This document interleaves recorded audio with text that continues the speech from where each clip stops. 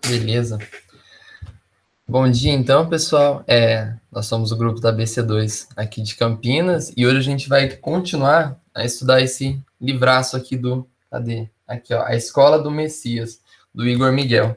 Hoje a gente vai estar vendo os capítulos 7, 8 e 9. Quem vai dar o estudo hoje é o Amadeu. Mas antes, como de costume, a gente vai ter um período devocional aqui, que é a Marília que vai conduzir. E logo após, Amadeus, você pode tomar o posto e aí seguir o estudo e a gente volta para conversar um pouquinho sobre esses capítulos, tá bom? Vai lá então, Mar. Beleza, amigo, obrigada. Bom dia para quem chegou. A gente sempre faz um momento devocional de oração antes dos nossos estudos, então eu vou fazer essa parte, para a gente se lembrar de qual é o nosso propósito aqui em última instância, que nós não somos meramente um grupo de estudo, um grupo de pesquisa, um grupo de debate. Nós fazemos isso porque nós entendemos que essa é a nossa missão perante Deus, a gente faz isso para a glória dele e para nos edificar também nesse sentido, né? Então, eu vou fazer um devocional muito rapidinho. Vou ler um versículo lá de Provérbios, no capítulo 2, versículo 10. Na versão NVT, diz assim: pois a sabedoria entrará em seu coração, e o conhecimento o encherá de alegria. Bom, tem muita coisa para dizer sobre Provérbios, que eu não vou dizer aqui. Inclusive, o Igor Miguel, que é o autor do nosso livro, já estudou bastante sobre isso. Mas, para mim, esse versículo tem algo bem intuitivo que diz muito sobre nós, assim, que é o fato da sabedoria entrar no nosso coração, né? A gente sabe que não é um canal direto, assim, aqui dentro, né, do nosso coração, que entra um tubinho com sabedoria, mas isso diz muito para nós, porque muitas vezes nós pensamos a sabedoria ou o conhecimento, e talvez, não sei se nesse estudo a gente vai chegar a abordar as diferenças e semelhanças entre os dois, né? Mas a gente costuma pensar isso como algo bem racional, né? Como algo bem do nosso raciocínio, como a gente toma as nossas decisões, os critérios que a gente usa para isso, como a gente conhece o mundo. Mas, em última instância, isso diz muito respeito ao nosso coração, né? Aos nossos sentimentos, à nossa motivação última. E quando a gente escolheu esse livro, a gente falou um pouco sobre isso, inclusive no encontro passado, que a gente pensou qual que é a nossa motivação, né? Tanto enquanto grupo da ABC2, quanto individualmente, cada pessoa que está aqui e que vai assistir o vídeo. E qual que é a nossa motivação última, né? Qual que é a nossa motivação para adquirir sabedoria ou para adquirir conhecimento? E isso diz respeito ao nosso coração. Às vezes a gente tem uma motivação que racionalmente a gente nem sabe, mas que o nosso coração aponta para isso e é isso que determina muito da nossa vida, né?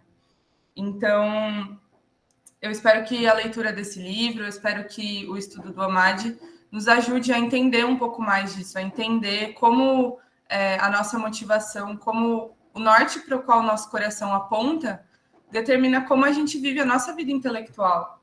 E a gente tem entendido que a nossa vida intelectual é muito mais ampla do que uma pós-graduação, do que uma iniciação científica, um doutorado. A vida intelectual abrange muito mais, né? E aí a segunda parte do versículo diz que o conhecimento o encherá de alegria. E acho que é isso o que a gente vive nesse grupo, né? Vivendo tudo isso com muita alegria e uma alegria muito genuína. De que, ok, às vezes a gente está com sono e o café acabou ou não deu tempo de passar café e a gente queria deitar, mas de algum modo a gente está aqui e isso nos preenche. Isso faz sentido para nós e por isso nosso coração se alegra, né? E, bom, é um pouco isso que eu tenho vivido também esse ano. Vou fazer uma oração, então, e passar a palavra para o Amadeu. Senhor, muito obrigada, Pai, muito obrigada por esse dia. Muito obrigada, Senhor, por cada pessoa que está aqui. E eu te agradeço, Deus, porque o Senhor a cada dia tem sustentado o nosso grupo, Pai. Eu te agradeço porque o Senhor se revelou para nós, porque o Senhor nos permite, Pai, conhecer o Senhor, porque o Senhor nos permite, através da tua palavra, Pai, entender a história que o Senhor tem para nós, a história que o Senhor tem para a humanidade, Deus. E eu te peço que o Senhor abençoe a vida do Amadeu e abençoe a vida de cada um que vai ouvir esse estudo agora, Pai, para que a gente possa, de fato, ser edificado, Deus, e entender um pouco mais do Senhor e do sentido da nossa vida, Pai, em última instância. Em nome de Jesus. Amém. Amém. Então, Amade, é com você. Maravilha. Eu vou apresentar aqui e a gente já começa.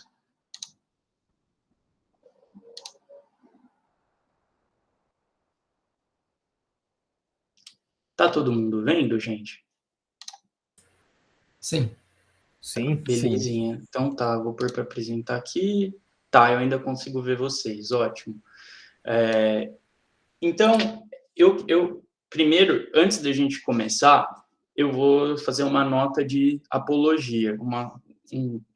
Não seria exatamente um pedido de desculpas, mas é só para explicar que, dentro do tempo que a gente tem, eu acho que é muita coisa que o Igor trata, tá? E eu acho que na escrita dele tem ele usa alguns atalhos na escrita dele para falar de modo muito rápido muita coisa, tá?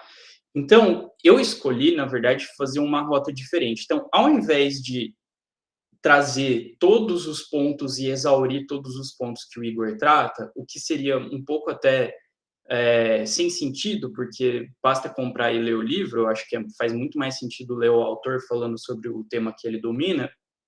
Eu preferi fazer uma apresentação em que eu vou pensar os temas que ele traz, mas eu vou tentar dar exemplos, às vezes, meus. O meu objetivo é introduzir o tema do Igor de uma maneira boa, vamos dizer assim, tá? Então, eu não estou exaurindo todos os pontos dele, mas a minha preocupação maior é passar bem os temas que ele está abordando. E por isso eu chamei a minha apresentação, né, de como conhecer com sabedoria, que eu acho que é o tema fundamental que ele está tratando nesse capítulo, que é na parte 3, né, na seção 3.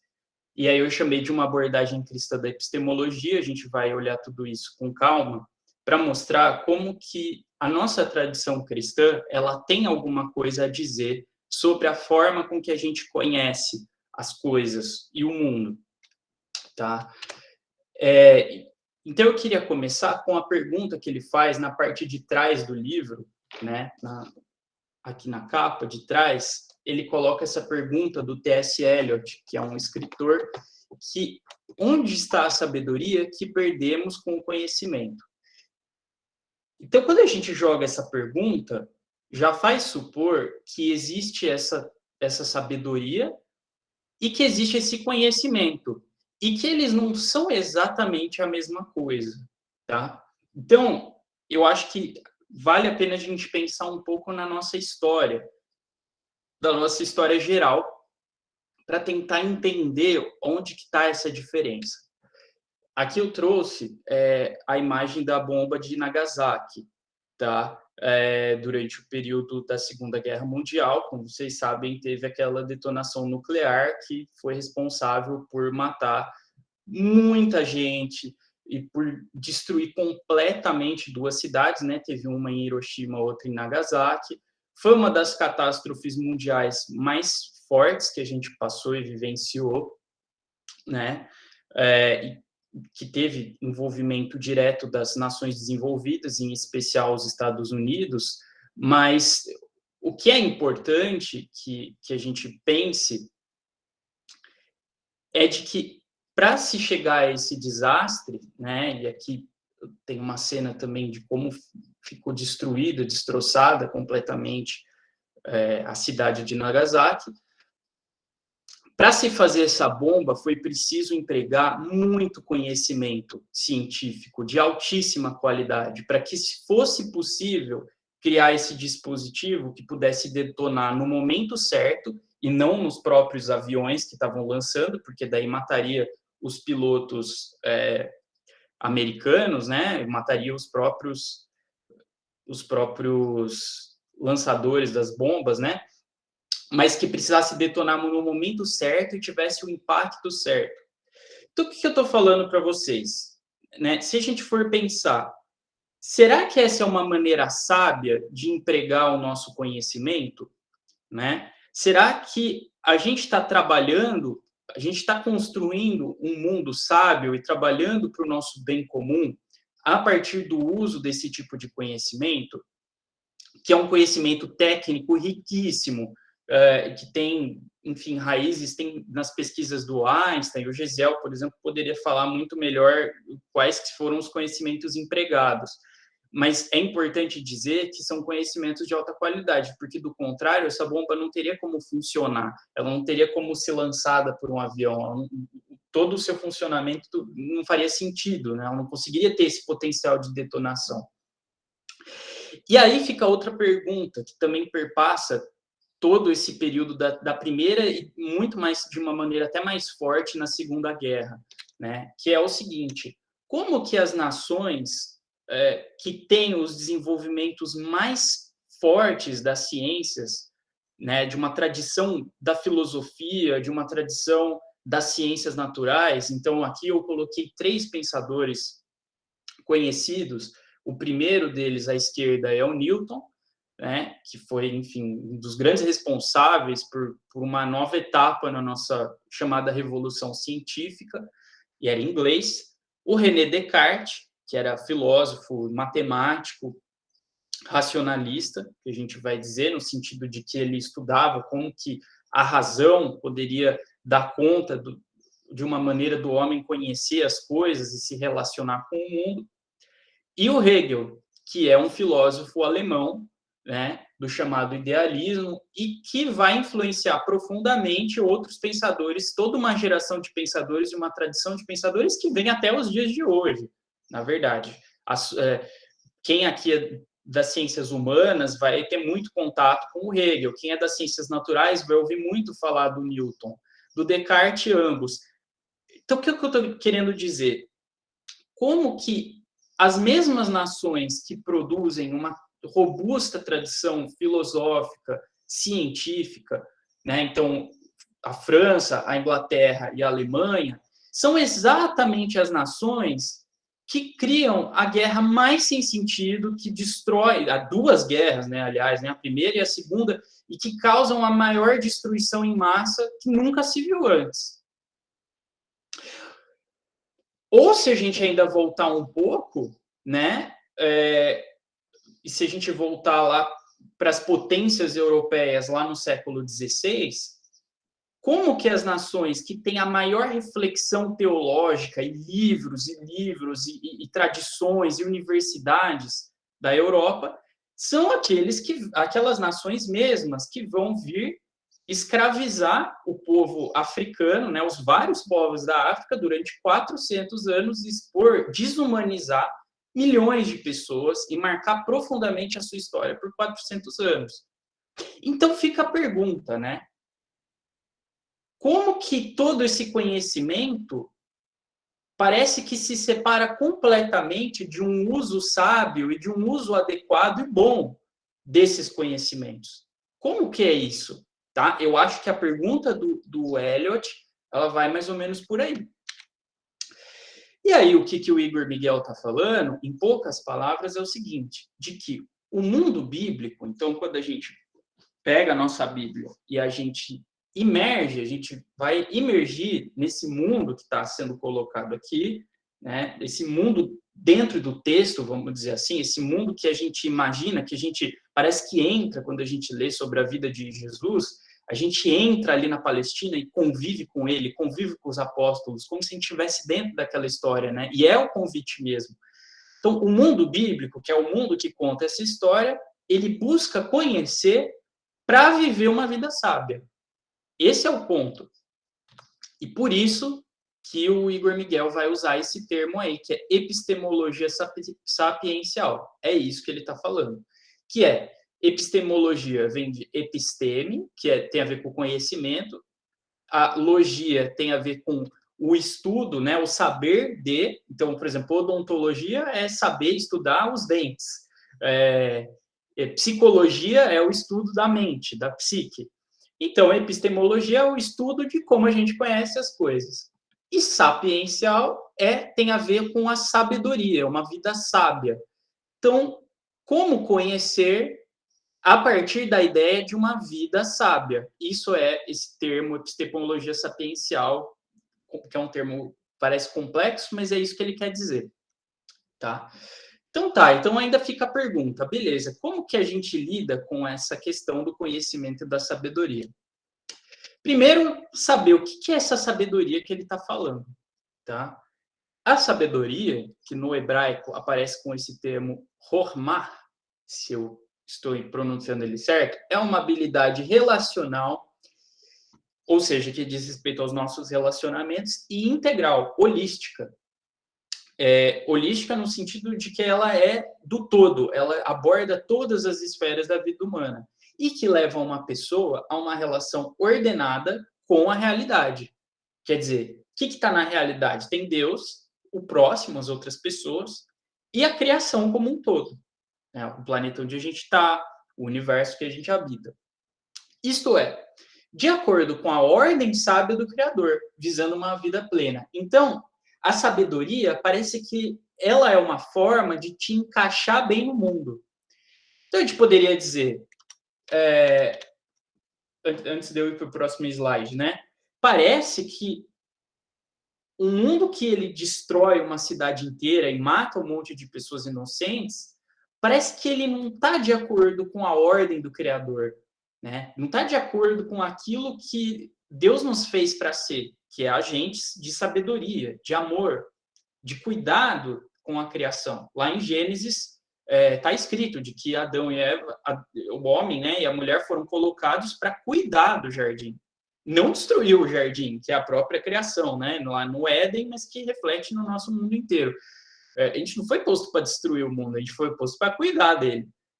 Para cuidar do mundo, a gente precisa ter uma relação ordenada com esse mundo. Ela precisa estar de acordo com o que Deus colocou nesse mundo e não destruir esse mundo. Bom, a sabedoria, ela podia também ser pensada, se a gente for olhar na Bíblia, e o que o Igor Miguel está falando é justamente o mundo bíblico. Quer dizer, a sabedoria, a gente entendeu que a sabedoria passa por a gente entender e ler a Bíblia, né? Ela podia ser pensada em relação às habilidades e técnicas também.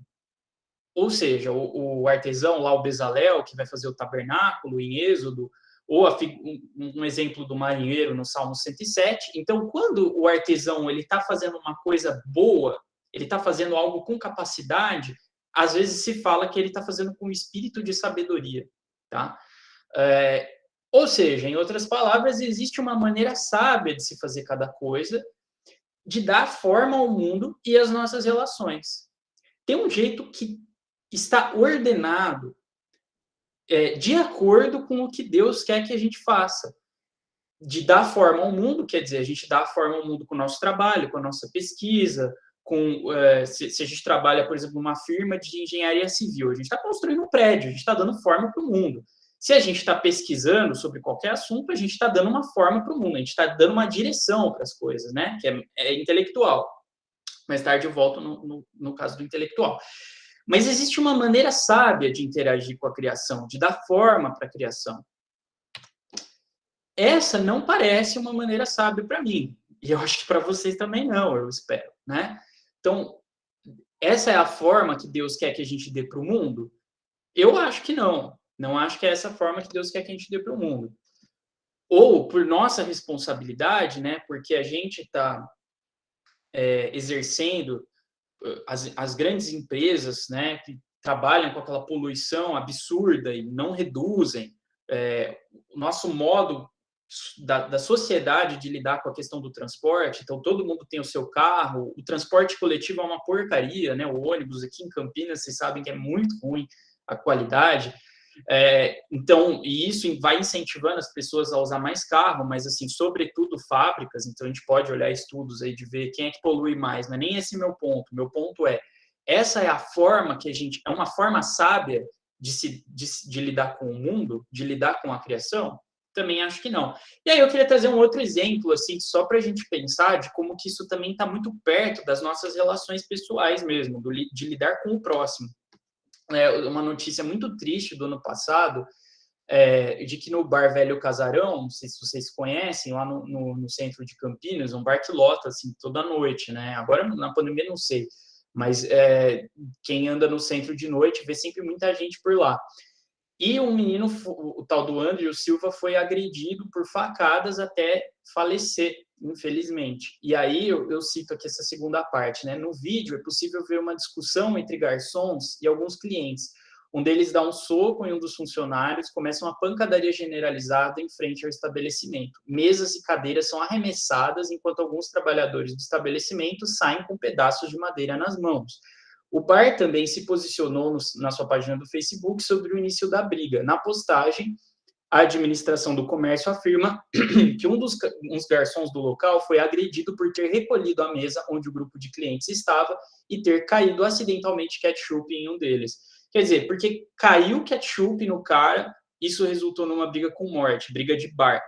Gente, a gente ainda vive num Brasil que isso acontece, infelizmente, assim, né? Parece que pode ser muito estranho para a gente e tal, que pode ter um convívio mais sadio, mas isso ainda existe no convívio entre as pessoas. Quer dizer, essa é uma forma sábia de se conduzir, porque alguém deixou cair ketchup em você, você briga com a pessoa até chegar na morte de uma pessoa.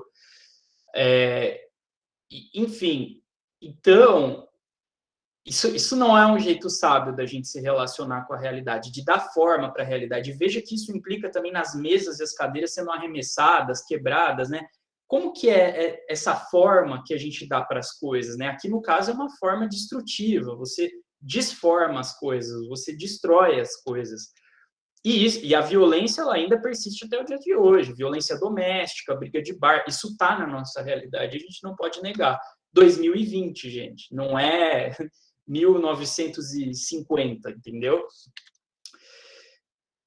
Então, existe um jeito errado, existe um jeito que não é sábio de se relacionar com a criação. E a gente entende que, por mais que às vezes, com toda a filosofia, com toda a tradição científica que eu estava falando, pode ser que a gente tenha algumas certezas claras sobre a natureza e sobre as coisas, aí o que eu ia falar é que de nada vale possuir essas certezas proposicionais corretas se não se vive uma vida sábia, se a gente não está formando uma maneira sábia de lidar com as coisas. No Novo Testamento, se fala muito de uma vida que é vivida em amor. Só lê as cartas de João, né? Quem não ama seu irmão a quem vê, não pode amar a Deus a quem não vê. Tá? E aí o Igor Miguel cita esse Blomberg, que ele fala assim, porque a totalidade da experiência apresenta muitas facetas para além da dimensão racional. Ela não deve ter como seu primeiro objetivo a compreensão racional, mas a sabedoria, um agir concreto, de modo que faça justiça a toda a riqueza da realidade. Eu ainda não entrei exatamente em como que a gente vai casar as duas coisas. Parece que está meio oposto, né? A coisa da certeza proposicional, né? De você saber, olha, tais coisas são desse jeito. E uma vida mesmo, sabe, vivida. Parece que são duas coisas muito diferentes. Depois a gente vai integrar isso melhor no final da apresentação. Mas agora eu quero que a gente pense num último exemplo que eu vou dar também de uma forma não muito sábia de se relacionar com as coisas e que está na própria Bíblia, tá? Que é esse trecho aqui, de Mateus. Pessoal, alguém pode ler para mim, por favor, esse texto? É Mateus capítulo 2, dos versos 1 a 7. Por gentileza.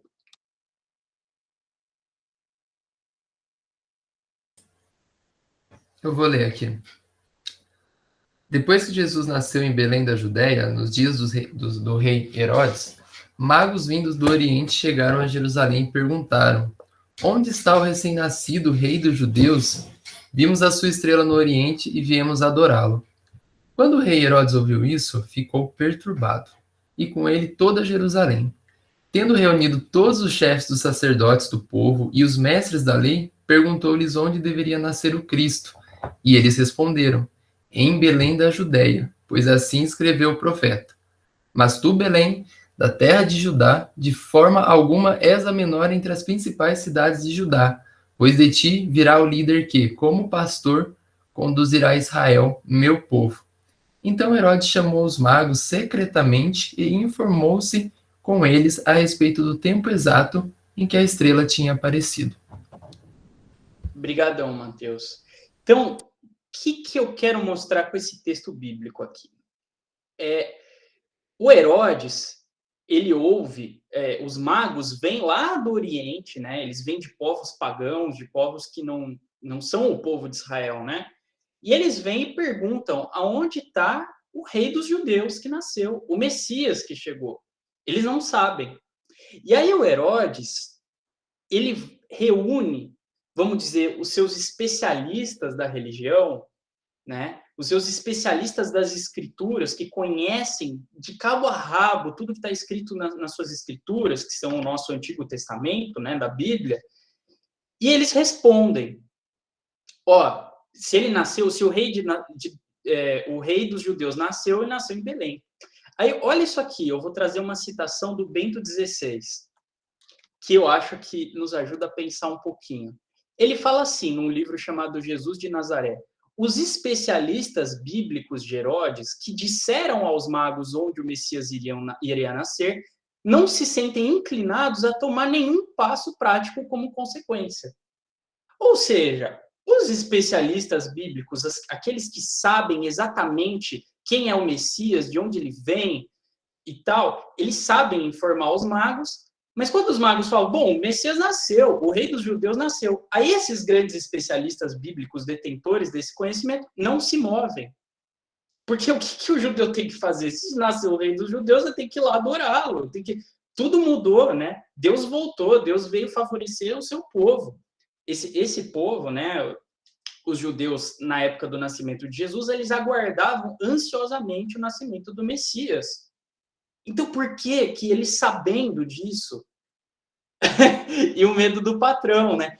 Então, que coisa, né? Parece que eles têm um medo de alguma coisa que impede eles, né, de simplesmente, com o seu conhecimento, que fala onde está nascendo o Messias, se o Messias está nascendo, que impede eles de viver de acordo com isso, de ir lá buscar, de fazer alguma coisa. Como que pode? Então, parece que na Bíblia mesmo a gente já vê esse exemplo daqueles que têm um conhecimento, e olha só, é o conhecimento sobre o próprio Deus, mas que a sua vida parece que ela não se transforma em decorrência disso. Parece que esse conhecimento ele não modifica a relação que essa pessoa tem com a vida, com o próprio Deus, porque o próprio Deus nasceu ali do lado deles, eles sabiam disso e não fizeram nada. Olha só, né? Então, acho que esse parágrafo eu gosto muito, que ele traz esse sentido. Aí, agora, voltando para a questão da epistemologia, né? Como conhecer? Bom, cada projeto epistêmico, ou seja, cada visão, né, que a filosofia, né, as diferentes tradições de filosofia mostram de como que a gente conhece as coisas, tem por base uma visão do que é o ser humano. Ou seja, um projeto epistêmico, um projeto de como conhecer, que seja muito racionalista, por exemplo, do Descartes, que eu conheço algumas coisinhas, mas não muito, então outras pessoas podem saber melhor, ele é racionalista, então ele entende o homem como um ser pensante, em primeiro lugar. Agora, no caso da Bíblia, no caso da nossa tradição bíblica, que é o que o Igor Miguel está falando, a gente entende o ser humano, em primeiro lugar, como um ser que ama, como um ser que tem uma adoração a alguém, né? E por isso que, por exemplo, uma ação que te dirija a uma idolatria, de adorar alguma coisa que não seja Deus, isso é sempre um problema, tá? Mesmo que seja a própria natureza. Então, para o Igor Miguel, e ele está explicando que a pedagogia da sabedoria, quer dizer, o ensinamento dessa sabedoria, ela não está interessada só na nossa cabeça, na nossa cognição, da gente saber as afirmativas certas. Por exemplo, o rei dos judeus vai nascer em Belém, mas ela quer transformar o nosso coração, de forma que, se o Messias nascer, né, do lado da minha cidade, eu vou lá ver. E isso é o coração que me impele. O que é o coração? Na tradição da sabedoria, na tradição sapiencial, o coração, que no hebraico fala leve, né, é o centro da nossa vida. É dele que flui toda a nossa vida, é do coração, não é da nossa mente, não é da nossa capacidade de conhecer, da nossa capacidade cognitiva, mas vem lá desse centro, que é de onde vêm as nossas emoções, de onde vêm os nossos pensamentos, de onde vêm as nossas ações, e de onde vem a nossa adoração, o nosso amor, tá? E não por acaso, Provérbios, que é o livro escolhido pelo Igor Miguel, porque é o livro que mais fala de sabedoria, então vamos dizer assim, na Bíblia, de todos os livros da Bíblia, o livro que mais trabalha a questão da sabedoria é Provérbios. Também Salmos e Jó, e Eclesiastes, tá? Acho que logo depois de Provérbios fala de Eclesiastes fala muito de sabedoria, depois Jó, depois Salmos. Mas Provérbios é o centro de onde a gente vai tirar essa ideia da sabedoria, tá? E Provérbios fala o seguinte, né? Acima de tudo, guarde o seu coração, pois dele depende toda a sua vida. Então, a gente tem que ter um cuidado com essa dimensão nossa lá interna, que é de onde flui tudo que a gente é. Os nossos pensamentos, as nossas ações, os nossos desejos, os nossos sonhos e os nossos enganos também. Isso que é interessante, porque Provérbios também fala que o coração é fonte de enganos. Então, mas mesmo assim a gente tem que guardar ele, a gente tem que cuidar do nosso coração. E a gente sabe, no fundo, e aqui a gente já começa a entrar na dimensão da sabedoria, né? A gente sabe que tem certas coisas que a gente faz na nossa vida que não ajudam a gente a cuidar do nosso coração, que tiram força do nosso coração, certos relacionamentos, certas práticas, coisas que a gente faz que, de alguma maneira, estão drenando um pouco aquilo ali, né? Pessoas que a gente convive e que não nos fazem bem, mas que a gente sabe que a gente precisa, de repente, colocar algum limite, ou às vezes uma pessoa que nos faz bem, mas tem uma coisa ali que a gente precisa conversar, isso aqui não está me fazendo bem de conviver com você. Ou textos que a gente lê, autores que a gente lê, que a gente vê, opa, peraí, não sei se eu estou pronto para engatar com isso aqui agora. Tem várias coisas aí, cada um pensa na sua vida, né? E aí a gente fala, bom, eu quero essa sabedoria, eu quero cuidar do meu coração, o que eu tenho que fazer? E aí o Igor vai dizer que dá. A sabedoria é uma coisa que você aprende, por isso que é igual a sabedoria do artesão, a sabedoria do navegador, ela é esse elemento, essa capacidade de se encaixar na criação de uma maneira boa, de uma maneira sábia, de acordo com Deus, que é possível de você adquirir. Essa é a boa notícia, isso que é legal.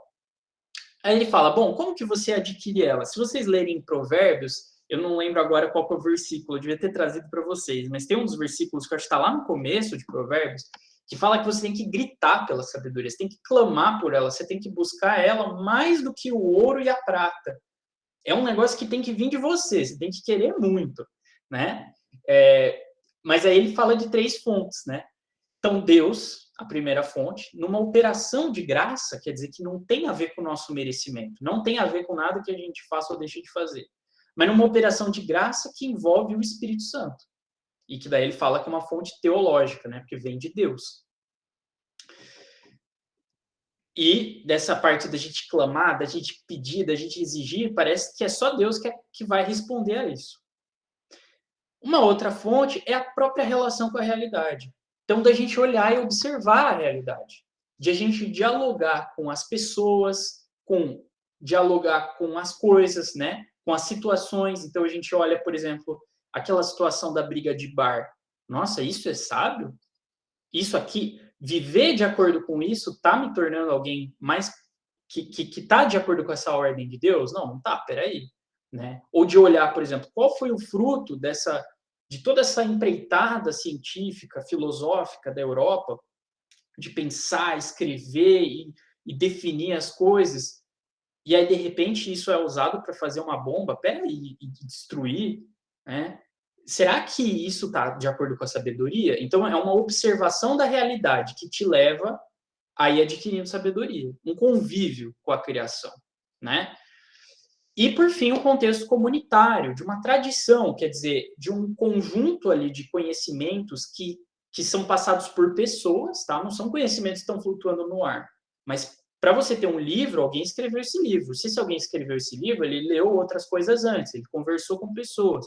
Então, é um contexto, é uma rede de relações, de uma tradição que ela é vivida, que ela é interpretada, quer dizer, as pessoas ainda acreditam na importância que aquela tradição tem. Vamos supor, se eu estudo arte moderna, e eu vou voltar para esse exemplo mais tarde, e é de fato que eu estudo. tem uma tradição, tem um monte de especialistas que falam sobre arte moderna e que entendem, que falam, a gente entende que a arte moderna ela tem esse sentido. Só que essas pessoas, muitas delas estão vivas, né? Então, por exemplo, o meu orientador de mestrado, ele está vivo, e ele lê, ele carrega essa tradição e ele passa isso para mim. A gente não aprende as coisas do nada. Eu vou voltar nesse ponto depois, tá? Então, essa tradição, ela é um conjunto de livros, um conjunto de textos, mas ela é também um conjunto de vivências e de memórias, e vai sendo passada, vai sendo transmitida, vai sendo ensinada. E daí, pedagógica, porque tem a ver com o ensino, de como que esse contexto comunitário vai te passar essa tradição. Então, essas 3 fontes, elas vão ajudando a gente a operar de uma maneira adequada no mundo, a ter a sabedoria. Então, vamos olhar a primeira, que é Deus, a fonte teológica.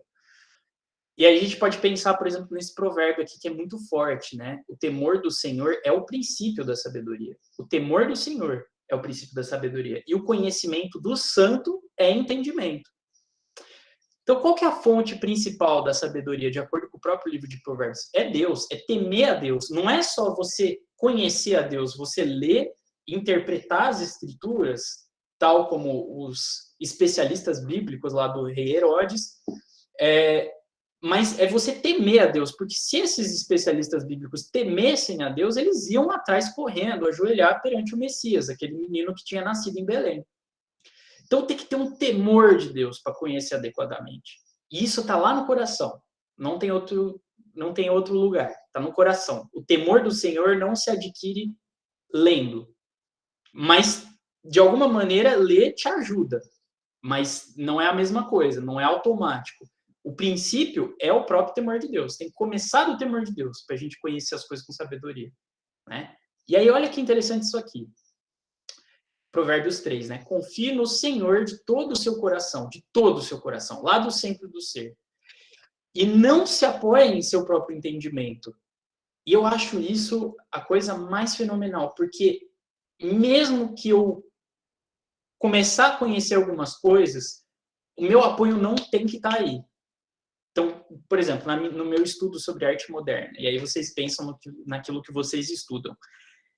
Quando eu estou estudando, eu vou ganhando algumas certezas. Olha, me parece muito que é isso aqui, mas eu não posso dizer que assim que eu sei, sabe? Que eu não vou me apoiar em mim mesmo, né? O meu apoio sempre está na confiança que eu tenho de Deus, de que Deus está me guiando, de que Deus está me levando a entender as coisas, mas eu posso estar errado. Eu posso não estar percebendo tudo do jeito certo. Aliás, o Provérbios também fala, né? Não seja sábio aos seus próprios olhos. Está aqui embaixo, né? Eu acho que tem mais do que esse versículo 5, tá, gente? Tem um pouco mais. Aí ele fala aqui, ó. Não seja sábio aos seus próprios olhos. Tema o Senhor e evite o mal. Aí, aqui em cima, né? Reconheça o Senhor em todos os seus caminhos e ele endireitará as suas veredas.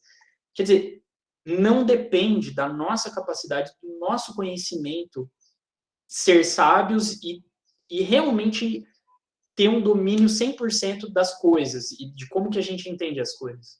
Isso não depende da gente e nem é para a gente querer isso. Isso não é desejável. Não é para a gente se apoiar no nosso entendimento, né? Ou seja, quando a gente fala as coisas com tanta certeza, com tanta força de que a gente sabe o que a gente está falando, a gente pode pensar assim, em primeiro lugar, vamos confiar em Deus. Não vou pôr todo o meu apoio, toda a minha força de existência nas minhas próprias certezas, mas em Deus. Deus é a certeza maior. E ele vai endireitando as minhas veredas. Ele vai me mostrando onde eu posso estar errado, onde eu posso, de fato, estar certo. E a gente vai caminhando, tá? E aí isso é interessante, né? Porque, aí, dependendo da área que a gente estuda, pode ser que venham, né, alguns intelectuais, alguns autores que vão pôr Deus em dúvida, né? Como se Deus fosse o problema da história. Mas aí a gente aprende, isso o Igor fala, né, de que na página 134, que o temor do Senhor não põe Deus em dúvida, mas sim as pretensões racionais dos seres humanos.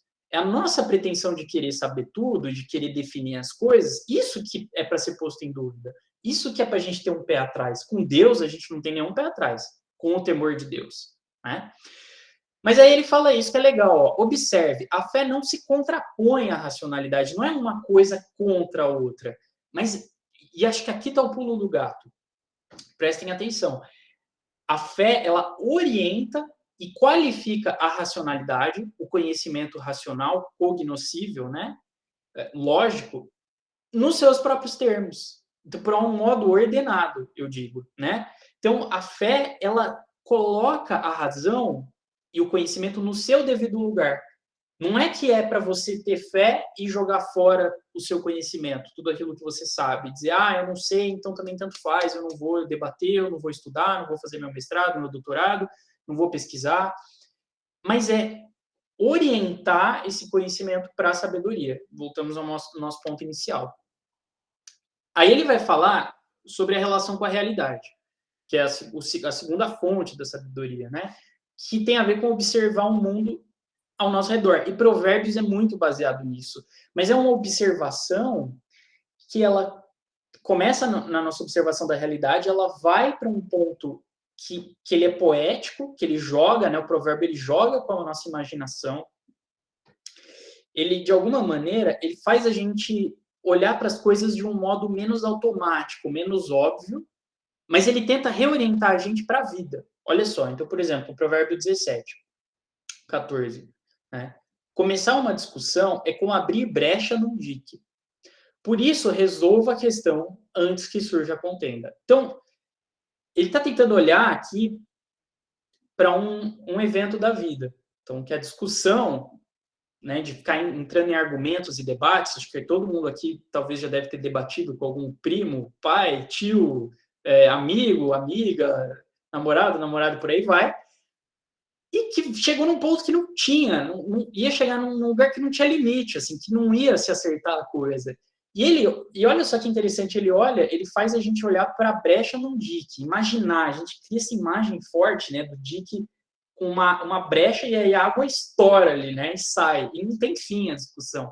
Então ele parte dessa observação do dique para a gente pensar na nossa vida e para a gente reorientar a nossa vida, o nosso coração e as nossas ações para ter a ver com a ordem de Deus, que é ser sábio, é evitar a contenda, é evitar essas discussões sem limite, tá?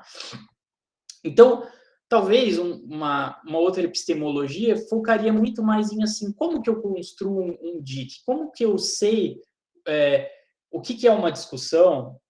Mas aqui ele está preocupado em olhar para o dique para fazer a gente ter essa carga de imaginação para a gente mudar a nossa vida, para a gente agir melhor.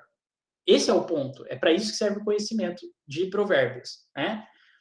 O outro, né? Provérbios 16:24. As palavras agradáveis são como um favo de mel, são doces para a alma e trazem cura para os ossos. E ele cria essas imagens muito ricas, né? Um favo de mel, aquela coisa abundante, doce, e que cura os nossos ossos. A gente imagina os ossos sendo curados, assim, uma cura que vai lá no fundo de quem a gente é, por isso os ossos. Então, ele está falando que a vida sábia, ela envolve relacionamento com palavras agradáveis, com um falar agradável, tá? Olha que interessante. E isso é para a gente, não é só para a gente saber, é para a gente se reorientar, para a gente mudar a nossa postura perante as coisas, para a gente aprender a falar de um jeito. Em terceiro lugar, então, a tradição e a comunidade, né? E para isso, gente, eu queria trazer aqui a ideia da figura do sábio, tá? Gente, vocês estão me ouvindo só porque travou aqui todas as câmeras, eu não estou vendo mais ninguém, mas eu não sei se é da minha internet. Vocês ainda estão me ouvindo? Sim. Sim. Beleza. Alto valeu. e claro. Então tá bom. Obrigado. E aí, por último, aí a tradição e a comunidade. Quer dizer, como que a tradição, né, os conhecimentos que vêm de uma tradição, e vejam, a tradição científica lá, quando eu mostrei Newton, Hegel e Descartes, aquilo é uma tradição também. A gente sempre pensa por tradições e mais, a gente sempre imagina por tradições. Eu falei, né, da imaginação, dos ossos, do mel e tal, do dique, de como que isso mexe na nossa imaginação. A nossa imaginação também tem tudo a ver com uma tradição, com experiências que não são só nossas, tá? Mas aí, no caso específico da tradição sapiencial, da tradição de provérbios e da Bíblia, o Igor está falando aqui da figura do sábio, que ele tem essa figura do sábio, ele tem um espaço especial na tradição. Que o sábio é aquele que media o sentido entre a tradição e a gente, né? E aí, o Provérbios é interessante isso, que o Provérbios sempre trabalha com essa figura. Tem o sábio e tem o tolo, tem o justo e tem o ímpio. Então, o sábio faz de um jeito, o tolo faz de outro. O justo faz de um jeito, o tolo faz de outro. Então, ele observa esses padrões, o autor de Provérbios, ele observa esses padrões para fazer com que a gente se oriente, para que a gente olhe, bom, essa é uma vida justa, essa é uma vida ímpia, essa é uma vida sábia, essa é uma vida tola. Como que eu vou me posicionar nessa história? Como que eu ajo para, no meu coração, me encaminhar para uma vida mais justa e mais sábia, né? Então, eu trouxe dois exemplos aqui. Provérbios 9, né, que ele fala aqui, não repreenda o zombador, caso contrário, ele o odiará. Repreenda o sábio, e ele o amará. Instrua o homem sábio, e ele será ainda mais sábio. Ensine o homem justo, e ele aumentará o seu saber. Ele não está falando de você ler um monte de livro, ele está falando de uma relação.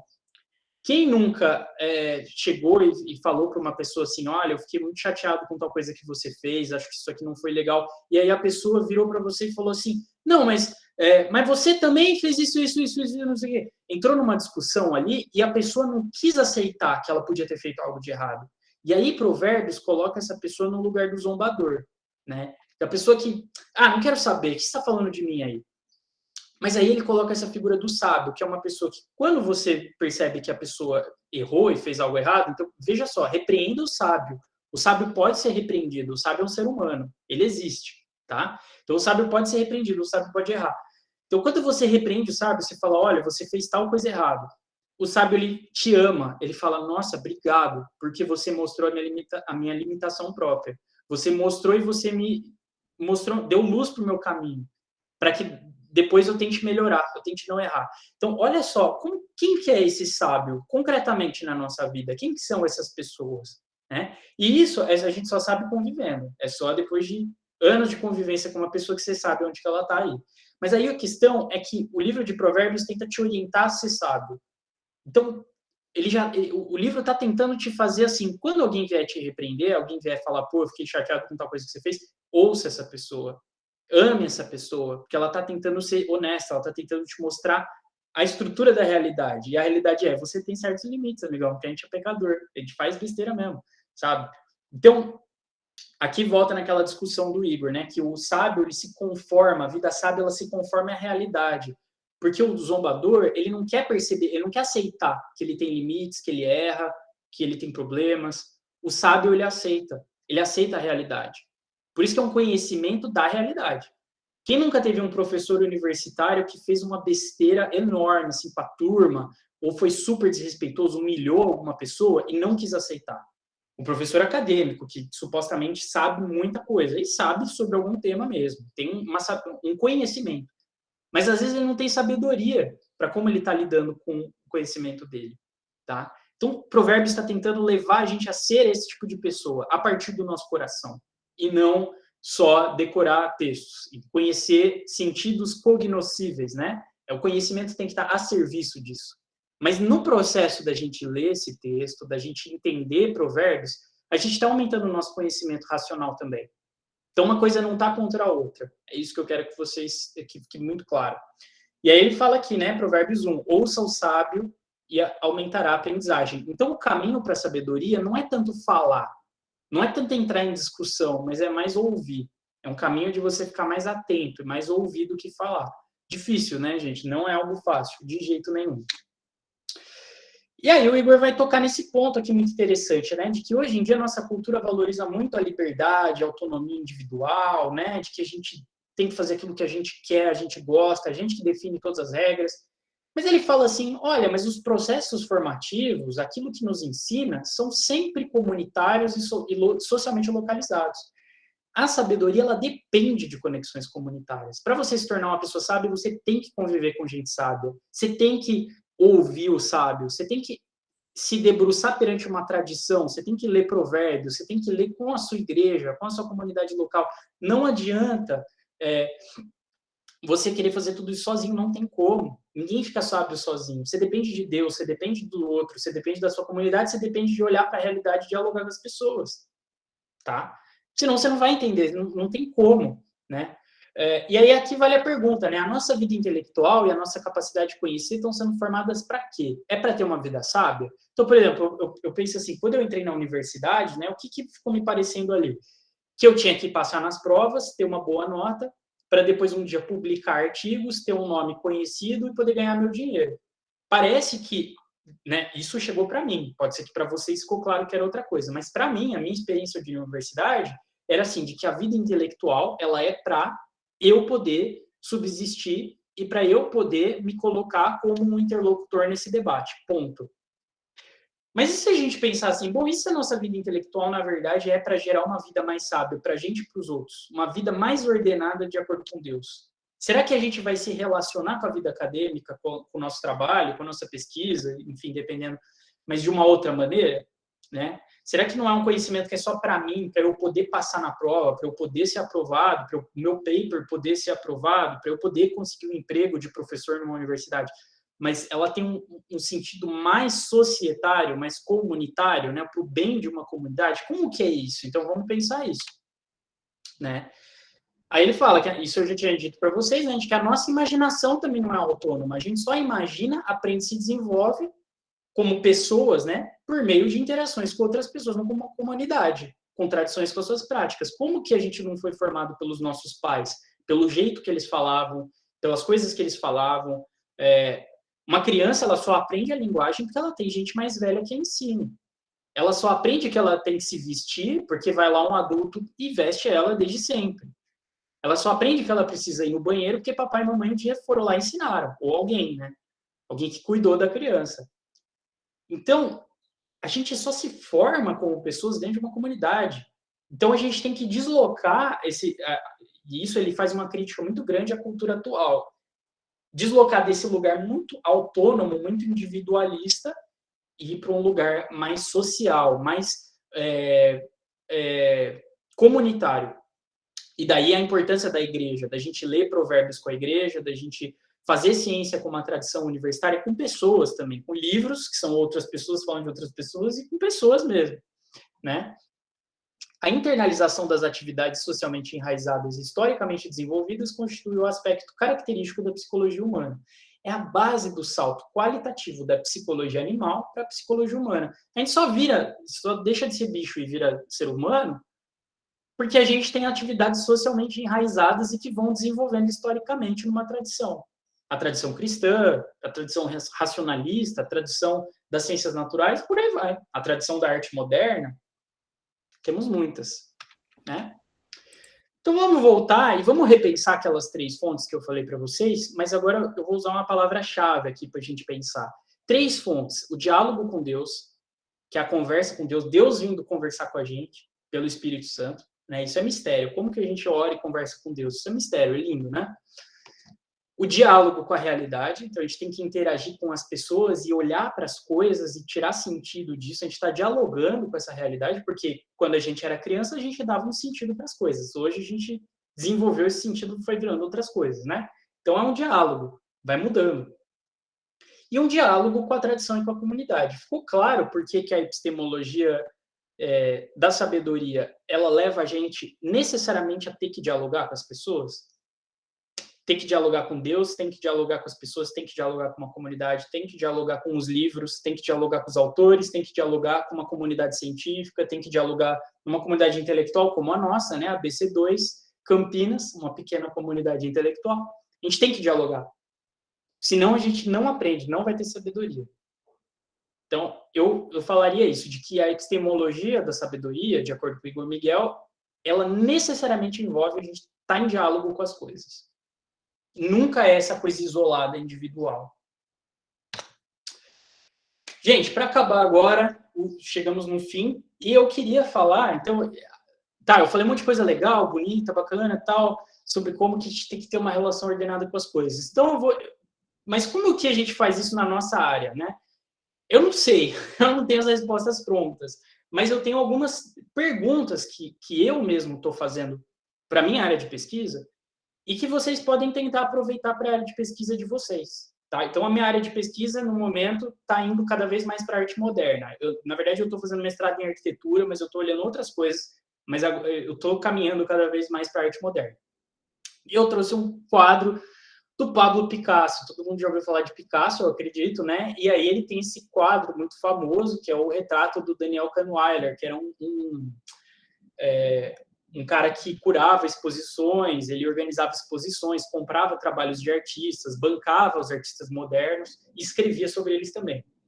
Isso é lá de 1910. E a gente olha aqui, não sei se para todo mundo está claro que tem um Kanye West aqui, tem um cara aqui, tem uns olhinhos aqui mais ou menos, tem um nariz, só que, como alguns já devem ter ouvido falar, que o cubismo ele fragmenta a nossa percepção, ele vai mudando, ele vai colocando a nossa percepção de um modo muito desmembrado. E para muita gente, bom, para que isso serve? Sei lá, né? E daí que a arte moderna faz isso? Tudo bem. Eu acho que a gente pode conversar sobre isso em outra ocasião. Não é minha proposta falar sobre qualquer questão da arte moderna, mas eu quero jogar algumas perguntas para mim mesmo sobre o meu tema e que eu espero que vocês coloquem essas perguntas para o tema de vocês, para as coisas que vocês estudam e trabalham. Então, vamos lá. Primeiro, como que eu posso glorificar a Deus com o meu estudo da arte moderna? Então, perguntas que eu faço para o meu estudo da arte moderna. Como que eu posso glorificar a Deus com isso? De que modo que eu estudar arte moderna pode contribuir com o bem comum, com uma vida mais sábia para as pessoas, para mim? Pode? Será que pode? Será que não pode? Como que é isso? Mas pensa sério nisso, né? Como que eu me relaciono com o meu tema de pesquisa? Qual que é a relação que eu tenho? Eu gosto desse tema, eu vejo a importância dele, eu estou querendo ter uma relação só de, vamos dizer assim, eu gosto disso aqui e eu quero estudar para mim, eu não estou nem aí para nada, é só para mim mesmo, né? Como que qual que é a minha relação com esse tema? É uma relação sábia também, né? Eu acho que esse tema é o melhor de todos e é isso, né? Eu quero entender mais. Será que eu sei tudo sobre esse tema? Por exemplo, uma pergunta também. Eu acho que eu sei tudo sobre esse tema. Por exemplo, algumas pessoas hoje acham que sabem tudo sobre ciência. Quando elas falam, o planeta Terra é de tal jeito, plano. Eu sei disso, eu tenho certeza disso. Pô, você se relaciona com o seu tema, mas é de uma maneira... Você se apoia no seu próprio entendimento totalmente, eu sei, eu tenho certeza, né? Bom, vamos lá. Como que eu devo... de que maneiras a arte moderna se relaciona com a realidade? Quer dizer, o que esse quadro, por exemplo, do Kanye West tem a dizer sobre a realidade? Em termos de como ele foi produzido, em que contexto que o Picasso estava quando ele fez esse quadro, quais significados e sentidos esse quadro tem para a realidade e o que isso pode mudar para uma pessoa saber disso? Muda alguma coisa para alguém? Como que a arte moderna se relaciona com a realidade? Onde que a arte moderna está? Agora, uma outra pergunta aqui, né? Como que eu devo ouvir e dialogar com as diferentes tradições e visões já consolidadas sobre o tema? Essa aqui é mais difícil para algumas pessoas, porque justamente como na nossa cultura a gente que tem que falar as coisas, né? Tanto faz o que os outros pensam, a gente ouve muito isso, né? Nos filmes, nos posts de Instagram e tal, né? Você não tem que ligar, se importar com o que os outros pensam, né?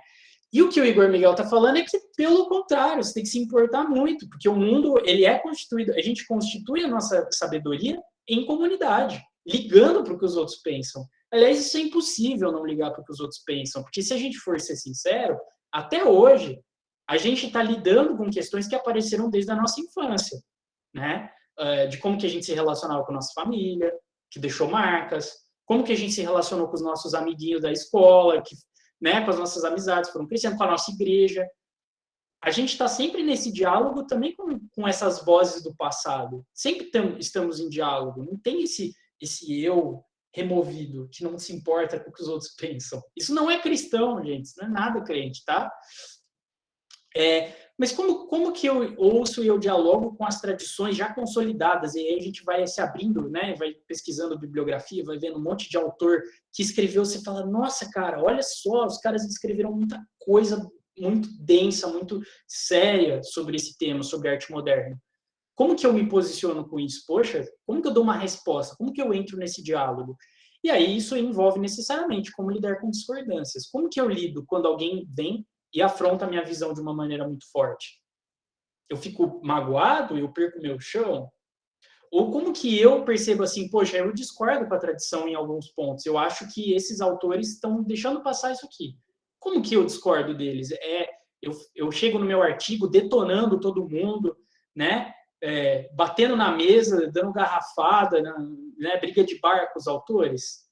Será que é isso? Ou será que eu proponho um diálogo em que, de maneira respeitosa, eu coloco a minha posição? Eu coloco a minha posição. Não é que, quando eu ouço e dialogo com as tradições, quer dizer que eu abro mão da minha opinião, do que eu penso, do que eu sou.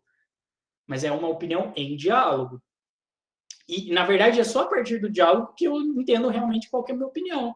Porque daí, quando você vê a do outro, você fala, eu concordo com isso aqui, eu discordo com isso aqui. Olha, eu penso isso. Né? Aí, para terminar, de que modos de escrita eu devo usar para tornar esse meu conhecimento acessível ao meu público, convidando e não afastando o diálogo? Bom, se o conhecimento se constrói por diálogo, como que eu convido as pessoas para dialogar sobre o meu tema? Será que eu escrevo um tratado em que eu falo assim, bom, é isso que eu penso, é isso que é e acabou? Ou será que eu abro brechas e eu convido, no tom da minha escrita, no modo com que eu escrevo? Olha, eu acho que tal e tal autor deixa faltar isso aqui. Eu acredito que nesse ponto seja assim, a não ser que, né, podem chegar outras pesquisas e ver que era de outro jeito. E aí agora mais num sentido comunitário, mais físico mesmo, não só da minha escrita, né? Mas como que eu posso servir e estar disponível àqueles que estão começando seus estudos no tema? Por exemplo, eu tô fazendo mestrado e eu sou monitor da disciplina, né, de arte moderna, e eu sou mesmo. Como que eu posso deixar horários abertos para conversar com as pessoas, com a molecada ali de 19, 20 anos, que está começando a olhar esses temas e que está se interessando e que está, mas que não tem com quem dialogar. A pessoa não sabe por onde começar. A pessoa não nasceu sabendo que tem toda essa tradição e que tem um monte de autores, não sei o quê. Como eu posso me colocar à disposição dessas pessoas, né? Como que eu posso, às vezes, gastar tempo do meu dia para talvez escrever algum artigo, um post, alguma coisa, para tentar me disponibilizar, me colocar à disposição publicamente para as pessoas que me conhecem ou em algum canal de comunicação para, bom, se alguém quiser entender mais desse tema, vamos conversar, sei lá, né? Ou, e aí, por fim, quais ações comunitárias eu posso promover para que meu tema possa contribuir ao bem comum? Então, se eu acho que a arte moderna pode ajudar a gente a entender alguma coisa, como que eu posso criar essa ação comunitária? Basta a gente pensar na BC2, né? Que eram alguns caras que pensaram assim, bom, a gente vê um problema aí na relação entre fé e ciência, e os cristãos parece que não sabem muito. Então, como que a gente pode criar uma ação comunitária de organizar comunidades de vida intelectual que possam contribuir para o bem comum das pessoas, para que elas mesmas estabeleçam essas pontes entre fé e ciências e possam viver uma vida mais sábia com isso? Quando elas estiverem na universidade ou no trabalho, se defrontando com esses temas, elas possam lidar com isso de uma maneira mais sábia, mais saudável, que tenha mais a ver com a ordem de Deus. Tá bom? É isso, gente. Então, minha proposição é que vocês façam essas perguntas sobre o próprio tema de vocês, o trabalho de vocês, a pesquisa de vocês, e que espero que isso possa contribuir, então, para esse bem comum, para uma vida mais sábia.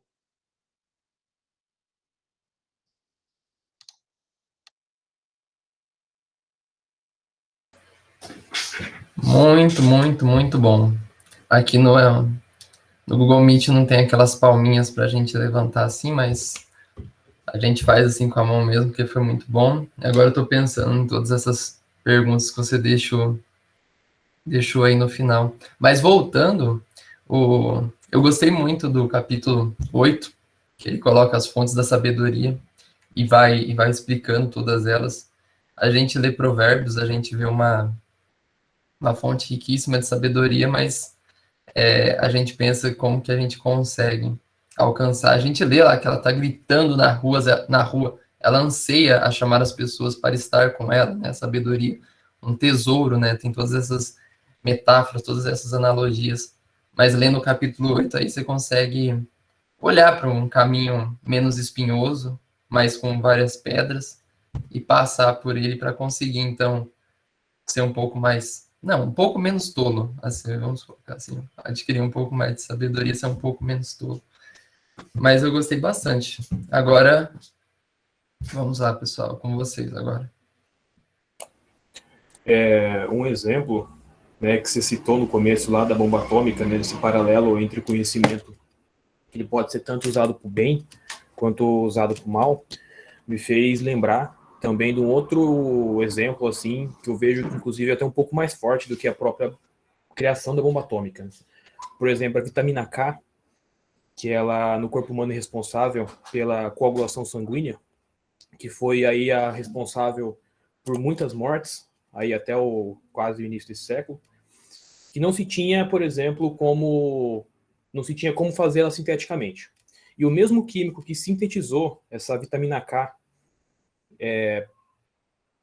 foi o mesmo responsável pela criação do napalm, né? Que não sei se vocês já ouviram falar, mas o napalm ele foi uma arma de guerra que, como se fosse uma espécie de gasolina em gel, inclusive eu acho que na Guerra do Vietnã foi usado também, e ela praticamente não se apaga, né, com água. Então, o mesmo químico que criou essa vitamina K sintética, que por um lado salvou diversas vidas, foi o mesmo químico responsável por criar esse napalm. Então, tipo, só acrescentando aí, como que o conhecimento ele pode ser usado aí tanto por bem quanto por mal, né? Só acrescentando um pouco Cara, que mais. doideira. Pera, mas aí o cara, esse cara que criou isso, ele mesmo desenvolveu o napalm também para matar. Tipo, ele Exatamente. sabia o que ele estava fazendo. Exatamente. Aí perguntaram para ele, né, numa entrevista, tipo, nossa, você não fica com consciência pesada? Tipo, você por um lado criou uma forma de salvar muitas vidas, só que por outro lado você também criou outra forma de destruir. Aí ele falou, eu só sou uma ferramenta do conhecimento. Tipo, eu só sei, eu só desenvolvo conhecimento, desenvolvo ciência. O que vão fazer com ela já não é problema meu. Cara, Ele pensava assim. sensacional.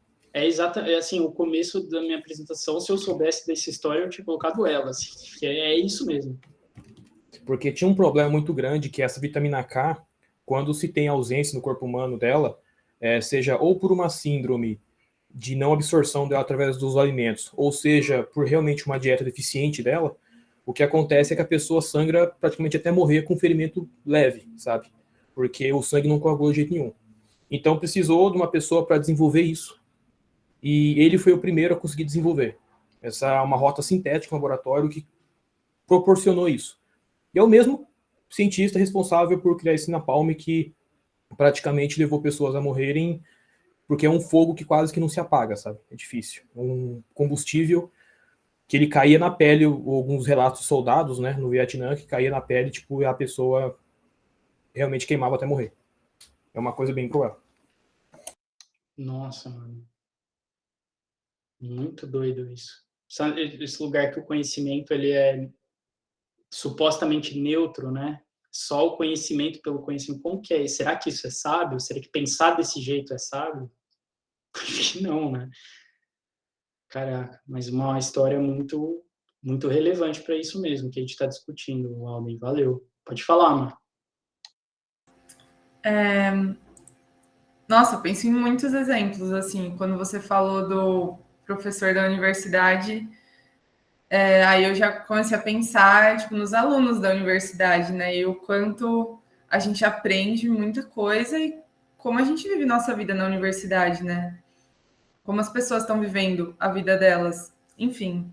Aí eu já fui meio longe, mas o que eu ia falar é que essas perguntas que você colocou no final, Amade, para mim elas fazem a conexão. Elas são perguntas que eu entendi assim como um exercício para a gente conseguir fazer essa conexão entre o nosso conhecimento, ou sei lá, a nossa vida intelectual, a nossa produção acadêmica, científica, e o resto da nossa vida, assim, que é essa desconexão que aconteceu de algum modo historicamente. E eu achei, nossa, eu curti muito elas, eu tirei foto aqui, não sei se vocês perceberam que eu estava tirando foto dos slides nessa hora, porque eu acho que elas são perguntas que não são só os cristãos que precisam fazer.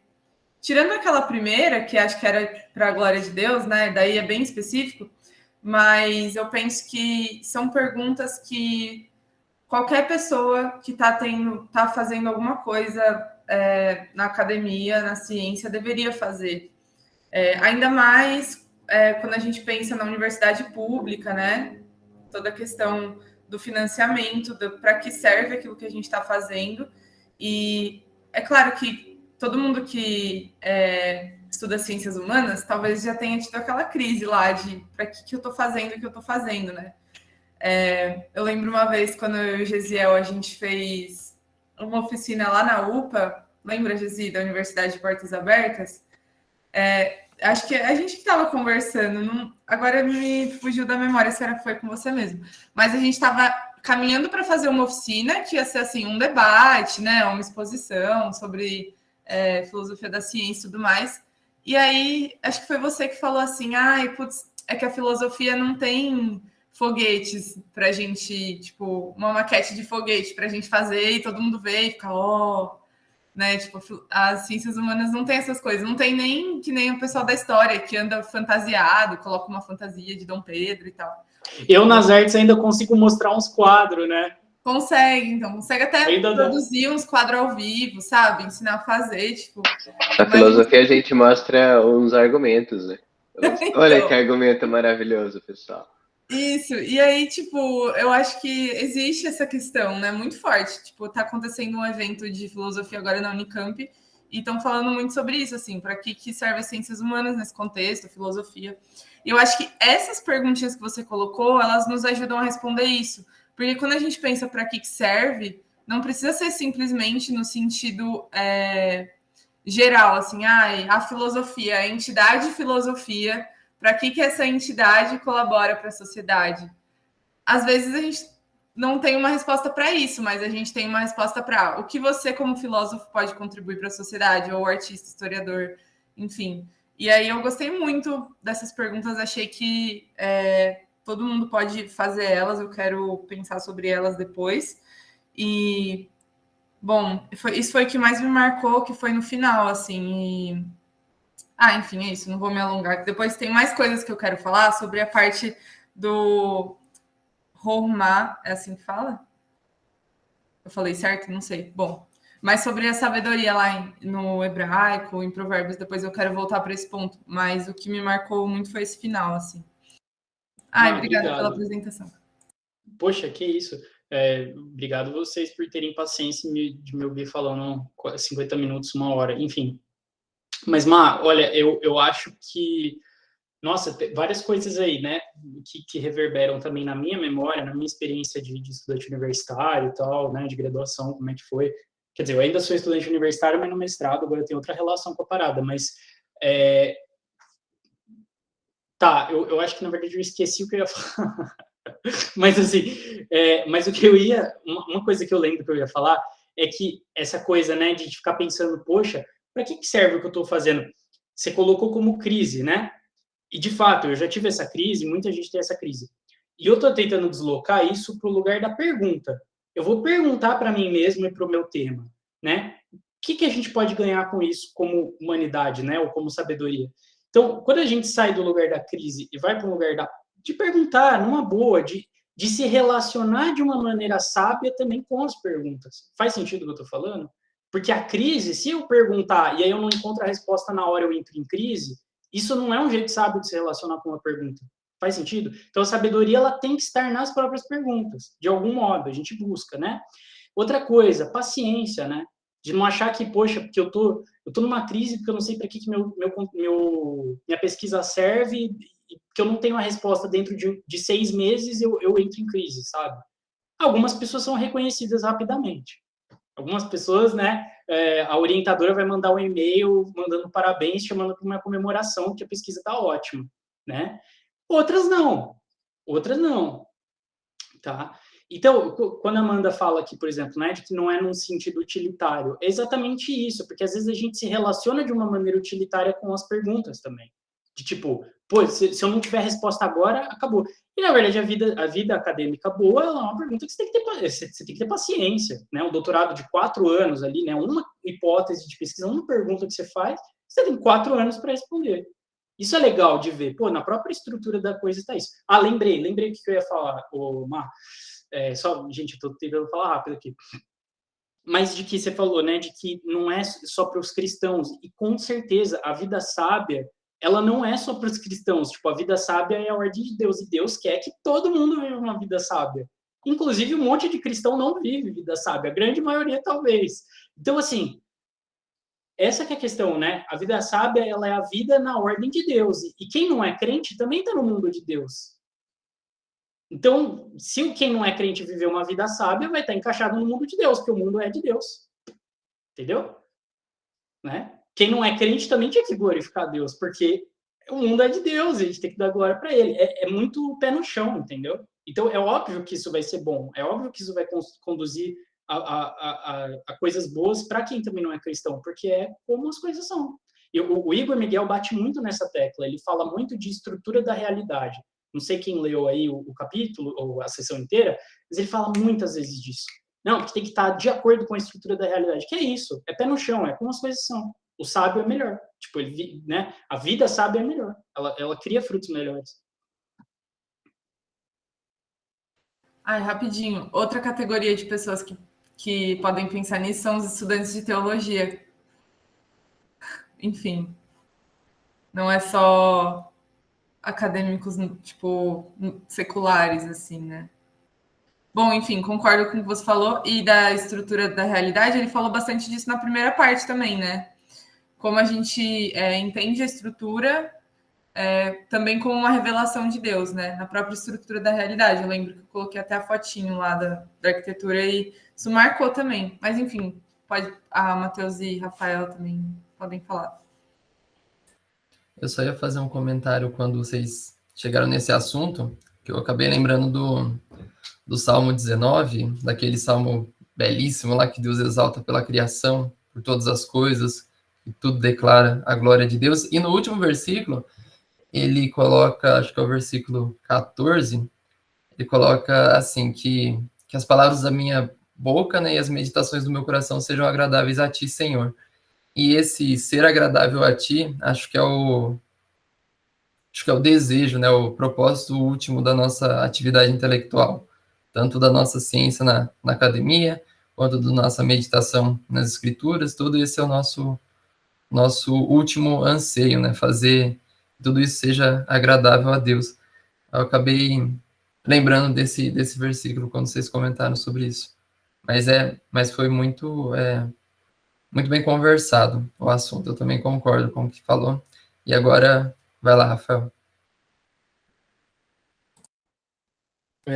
Uma dúvida que surgiu quando eu estava lendo essa sessão do livro aqui, e talvez até na última sessão ele vai mudar, né? Vai falar alguma coisa sobre isso, vai pincelar nessa área aí. Mas eu fiquei pensando, tem um versículo que eu queria citar para trazer a dúvida, né? Que parece até um Provérbios, mas está em Tiago 3, versículo 13.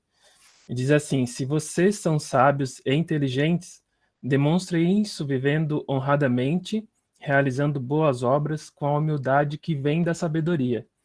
Aí eu queria perguntar assim para vocês, o que vocês acham, uma pergunta aberta para todo mundo, o que vocês acham nesse contexto de adquirir sabedoria e de ter sabedoria, né? Como que a humildade influencia a gente no contexto intelectual e no contexto acadêmico, assim, porque eu me lembro quando eu entrei na universidade, de meu primeiro ano de calouro, né?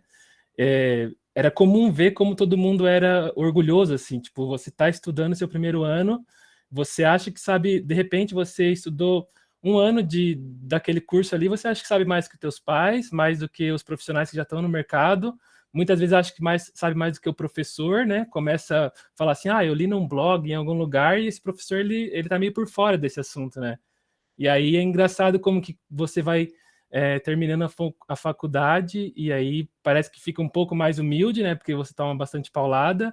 Já quem está no mestrado fica até com um complexo de inferioridade, porque já parece que fica mais difícil ainda entender e viver e praticar as coisas, mas eu fiquei pensando assim, às vezes o contexto intelectual, ele empurra a gente para longe da humildade, né? E a sabedoria parece que tem que carregar isso junto, assim, eu tenho que ser humilde. E eu queria saber o que vocês acham disso, como isso se relaciona, assim.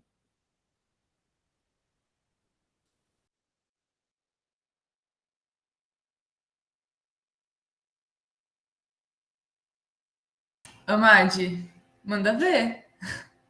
Mas foi uma pergunta aberta. Eu falei 1 hora sem parar, Jesus. Tá bom, eu não quero arriscar uma resposta, mas eu quero recomendar a ABC2 Fortaleza, que no dia 13 vai falar sobre humildade intelectual. Com o Marcelo. É o Marcelo? É, com o Marcelo Cabral. Eu acho que tem várias conexões que eu não estou preparada para responder. Ô, Gesi, você manja mais desse assunto, talvez? Humildade como a virtude intelectual e tal. E o Wellington também falou alguma coisa. Oi, gente, então, tem um assunto gigantesco, né? Eu não vou falar do lance de virtude intelectual muito, porque eu já li sobre isso, sim, mas acho que os termos técnicos não ajudam muita gente aqui nessa conversa. Senão a gente vai ter que trazer toda uma bagagem que não, sabe, tipo um monte de coisa assim para conversa que eu acho que não vai ser frutífero.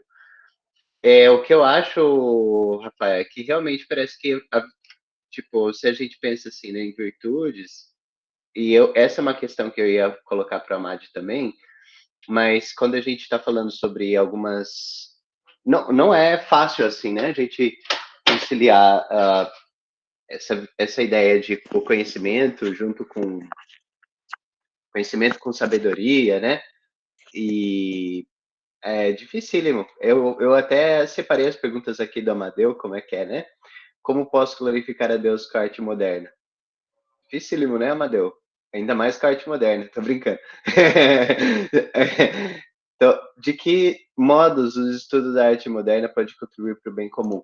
De que modo também eu posso ser humilde, né? Assim, na minha vocação. Essa é uma questão que sempre me mexeu também, né?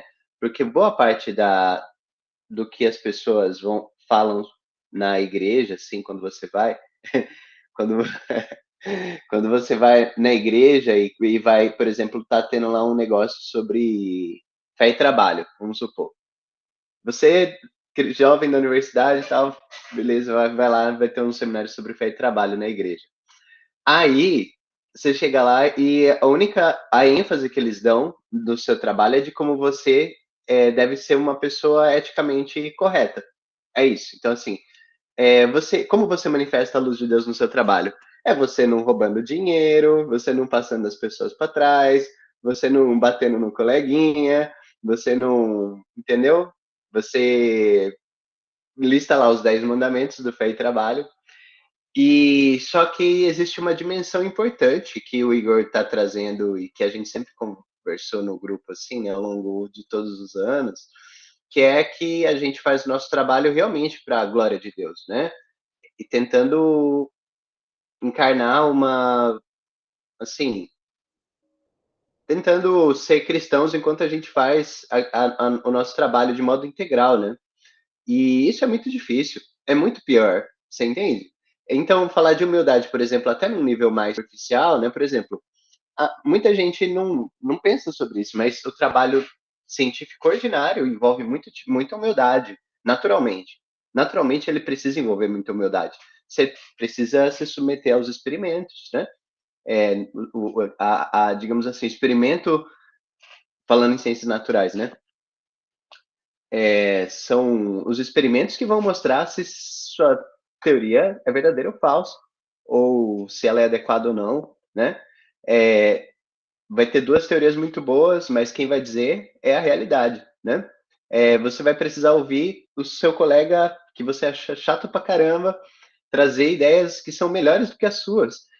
E você vai ter que aceitá-las, porque elas são melhores do que as suas. Então, você precisa ter um certo tipo de humildade natural. Isso, como a Amadeu enfatizou, são bens comuns, né? Assim, as pessoas estão no mundo de Deus, então essas coisas, a humildade, existem virtudes que não cristãos podem encarnar.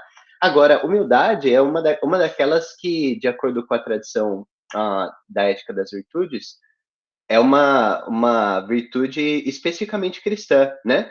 Aristóteles não listava a humildade entre as virtudes que ele entendia que eram importantes para o estadista, né? Para o político ideal, que ele sempre estava falando de política, esse povo, né? Então, assim, ele listava as virtudes que o aquele governante ideal da polis teria que ter para ser um ótimo governante. E dentre elas não estava a humildade. Tinha um pouco meio que do contrário, né? Um certo tipo de o desejo pela doxa, pela glória, né? Por você ser eminente, era uma coisa vista como boa entre os gregos, né?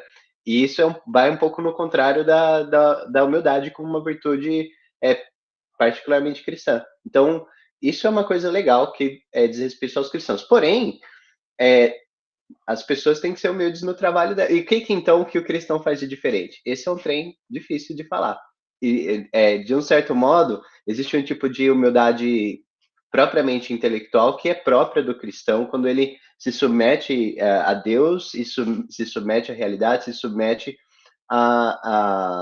enfim, se submete e se considera menor, né, do que a realidade, do que a sua própria comunidade, muitas vezes. Eu acho que isso é uma coisa que é particularmente, propriamente cristã, de olhar para o trabalho, e que talvez tenha a ver com a humildade de modo particular, de você não olhar para a realidade como meio para você, né, para você se sobressair, para você talvez fazer os seus.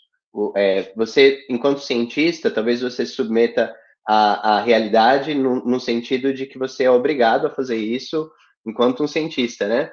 Mas tem, de algum modo, um tipo de atitude que a gente encarna no coração quando a gente é cristão, que a gente olha para os outros como mais importantes do que nós mesmos. Olha para a realidade e, enfim, se submete a ela, né? De um modo diferente, assim, sabendo, com um olhar mais integral, né, para ela. Não sei se ajudei, mas eu trouxe meus 2 centavos aí sobre a humildade. Só para completar um pouco que eu... Completar não, mas acrescentar uma coisa. Que no finalzinho você falou, Gesi, sobre dessa particularidade do cristão que entende seu lugar no mundo, né, também. Entende-se, acho que faz parte disso de se entender como criatura e tudo mais. Eu acho que no sentido intelectual, isso passa por reconhecer as suas limitações intelectuais no sentido da sua pesquisa mesmo. E aí o Rafael colocou também a pergunta sobre... Na sua pergunta você falou sobre estudante de graduação, que chega lá com a bola toda, e aí depois a bola vai indo embora, parece. E eu acho que isso é um exercício de fato reconhecer as limitações. Quando a gente começa numa pesquisa, talvez a gente tenha esse senso de orgulho justamente por não entender a profundidade da pesquisa que a gente está fazendo ou o tamanho do grãozinho que essa pesquisa em um mar de tradições também, né? O Amadeu colocou dos estudantes de graduação que, de fato, precisam de alguém para dialogar, porque eles ainda estão compreendendo os limites do que eles estão fazendo, né? E as intersecções. E eu vi isso bastante na minha trajetória, assim, tipo, do começo da graduação. E conforme eu fui crescendo, não no sentido de que fui tipo, ficando melhor, mas tipo, foi avançando o meu percurso dentro da filosofia, eu fui entendendo o quanto tudo que a gente fazia era tão menor do que parecia ser. Então, aí a gente vai entendendo quais são os nossos limites e talvez isso vá nos colocando numa posição mais humilde. Agora, existe também, em contrapartida, aqueles super acadêmicos que já estão lá na frente, professores, aposentados, livre-docentes, tudo que você pode imaginar, que até hoje não reconheceram esses limites, assim. Então, são dois casos diferentes, assim, que a gente pode pensar, eu acho. E aí, claro, nós como cristãos somos chamados, assim, constantemente a reconhecer o quanto que a gente faz é limitado, o quanto que a gente faz está limitado não só com relação à comunidade na qual a gente está inserido, mas com relação à própria realidade. Tipo, a realidade é muito mais ampla do que aquele pedacinho que a gente está vendo, né, estudando. Enfim, acho que isso é o exercício, assim, da humildade, que às vezes é meio forçado, né? Forçado não, talvez seja só o percurso da vida, né? Enfim, é isso.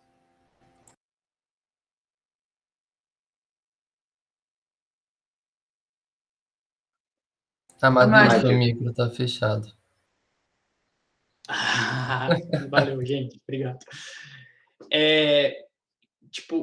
Eu queria retomar um pouco as coisas que o Gesiel falou. Achei boas as contribuições da Má, mas eu queria dialogar, assim, rapidamente. E depois retomar algumas coisas que o Rafael falou. É interessante que o Gesiel trouxe isso de que para o Aristóteles a humildade não era uma virtude, não era algo que alguém precisava ter para ser uma boa pessoa, para se conduzir bem no mundo. E aí isso me fez pensar, né, cara? Porque, poxa, o Aristóteles, quem que foi o grande discípulo dele, né? Foi o Alexandre o Grande, cara.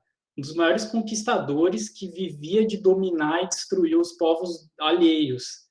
Que coisa louca, né? E assim, você vê, ele aprendeu bem, né, do mestre, aprendeu bem do professor. Então, e eu acho que isso mostra a nossa responsabilidade, né, cara? Tipo, quando a gente vai ensinar as pessoas, né, e a nossa pesquisa e as tradições, né, hora ou outra, agora a gente está estudando, mas daqui a 30 anos a gente vai estar ensinando. Então, tipo assim, presta atenção no que você está ensinando, sabe? Então, essas coisas não são sem consequência, não é tipo um velhinho barbado escrevendo uns negócios e tipo, tanto faz. Não, cara, entendeu? Eu acho que esse exemplo do Aristóteles é muito forte para ver como que, se ele botasse uma humildade ali com toda a força, o que será que seria o Alexandre o Grande, né? O que será que seria a história do mundo hoje, né? Porque, né, depois do Alexandre ia ser outra coisa, sabe Deus, né? Mas, assim, é muito sério isso, né? De como que a gente coloca o lugar das coisas dentro da sabedoria, como que a gente ordena, né, a nossa vida. Aí só para e nessa coisa do Tiago, né, o livro ou carta de Tiago, enfim, isso eu já vi um pastor falando, um pastor que teve um cara bem inteligente, assim, muito formado, que ele falou que assim como o Apocalipse seria o equivalente do Novo Testamento de Salmos, porque ele começa com música, com os anjos, depois com os mártires glorificando a Deus e tal, Tiago seria o equivalente de Provérbios no Novo Testamento. E isso me marcou muito quando esse cara falou isso, achei muito interessante. Então, de fato, eu acho que tem, quando você, né, fala, mas Tiago não é Provérbios, mas, cara, Tiago, ele está muito estruturado e assentado na tradição da sabedoria. Por isso, a gente pode ter muita tranquilidade de que o Novo Testamento, ele está muito recheado dessa forma de conhecer também. E aí eu vou dar um spoiler, acho que é da próxima apresentação. Quem que vai dar a próxima apresentação mesmo? O Levi, eu acho. Levi. Tá, então eu vou dar um spoiler, mas de que, assim, tem uma ligação bem direta entre sabedoria e Jesus, assim, muito direta. Até demais. Mas, enfim. E aí, última coisa que eu ia falar, né, de que essas perguntas, né, eu acho que o Gisele falou muito disso, e a Marília também, de que essas perguntas de tipo, poxa, então como que eu glorifico a Deus com o meu trabalho, né? Que isso não é tão óbvio, que a gente tem que pensar um pouco mais, né, além dos 10 mandamentos do trabalho. E talvez pensar de que forma que eu estou dando para a realidade com isso que eu estou fazendo, né? Tipo, como que esse estudo e essa tradição, como que ela está dando forma para as coisas, assim como o ensino do Aristóteles deu uma forma para o Alexandre o Grande, né?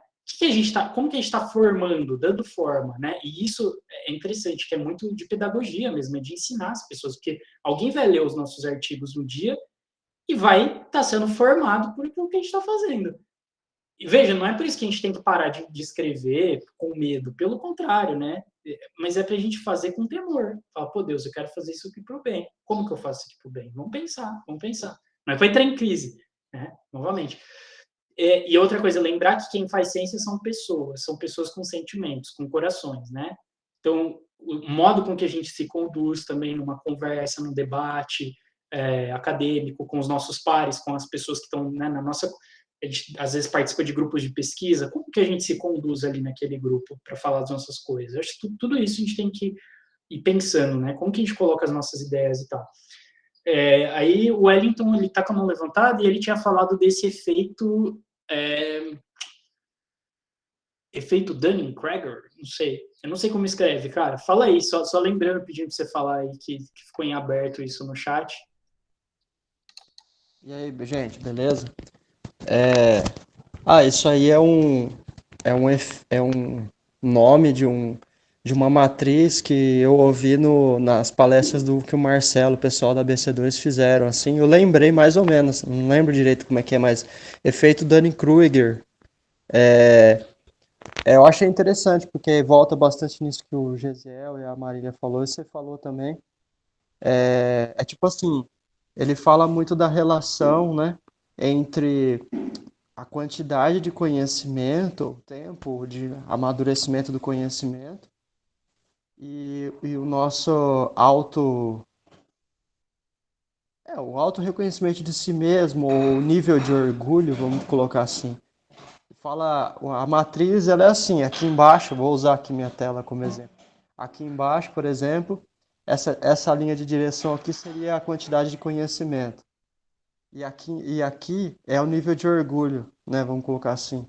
Aí eles falam assim: eu começo aqui, eu conheço um pouquinho, o nível é isso aqui. Eu sei de tudo. Aí eu vou conhecendo, conhecendo.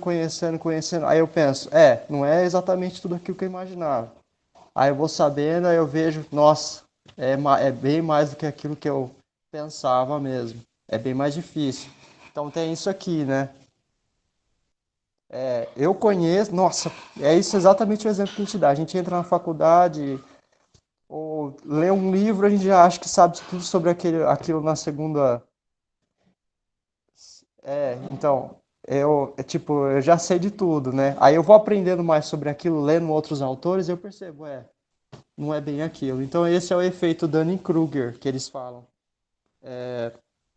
Eu acho que essa matriz, né, esse todo, ela fala um pouco da maturação, né? Eu acho que é um processo de maturação do sábio, né, vamos dizer assim, e do cristão, né? Eu acho que é muito importante essa relação entre os dois, porque quando o conhecimento entra, qual é a pulsão que fica clara em nós, né? Eu acho que a gente tem essa pulsão, esse entusiasmo do conhecimento, do agregar o conhecimento e qual que é a reação dessa pulsão quando entra o conhecimento em nós. Pessoalmente, eu já tive muito problema com isso. Então, você vai compreendendo as coisas, você tem a pulsão do entusiasmo mais o autoconhecimento cria um orgulho, alguma coisa assim.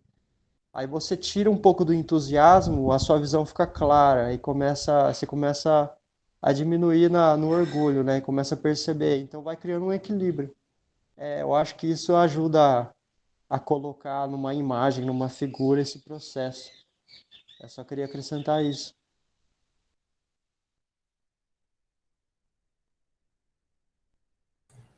Eu mandei o link do gráfico aqui, que eu acho. Tipo, você pesquisa isso no Google, aparecem vários, assim. É muito da hora você ter lembrado, o Wellington, desse.